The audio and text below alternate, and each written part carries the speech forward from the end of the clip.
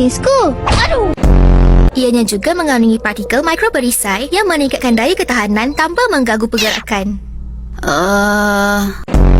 Orang lain pula. Ali! Tu. Apa jawapannya? X sama dengan 3. X sama dengan 3.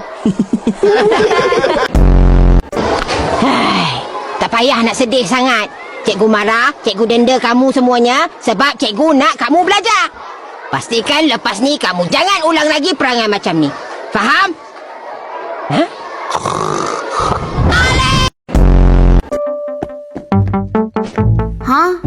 Jap, ni misi baju buku ke? Victor, kau tengah buat apa tu? Tunggu Ali, Ma. Dia memang selalu lambat punya. Ali! Keberanian itu bukanlah bila kamu lawan dan menang, tapi bila kamu terus berjuang demi tujuan yang murni, walaupun menghadapi pelbagai cabaran. Betul cakap kau. Terima kasih. Dapatkan 5 perisai keberanian untuk habiskan pusingan. Okey, ngam. Let's go.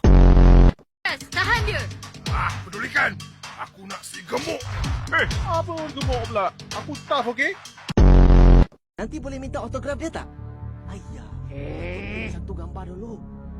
Sini ada printer yang boleh. Bawa apa ni? Wanginya. Apa? Jadi, kamu sebenarnya kawan dengan Abang Sado yang hodoh ni? Aku pun tak takut. Oh, tak takut Nah. Tak boleh macam ni. Kita kena ada plan. Kita? Kau duduk sini diam-diam, biar aku yang handle. Okey, apa plan kita? Penakut, ingatkan hebat sangat. Benda ni patut ada kat sini ke?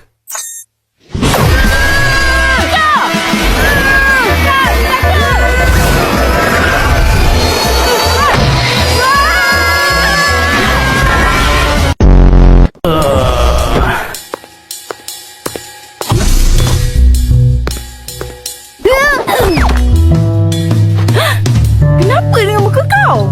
Muka aku?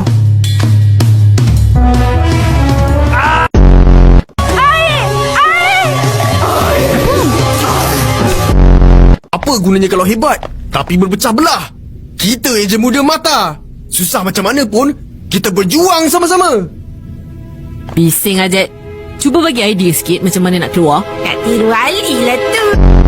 Mereka risaukan selama ni. Mari kita lihat berapa lama kamu.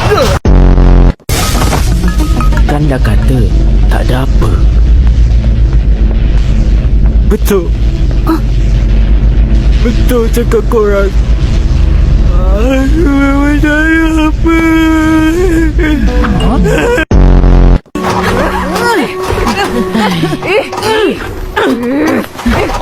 Dah lah tu. Cedera Kang. Langsung tak boleh masuk arena.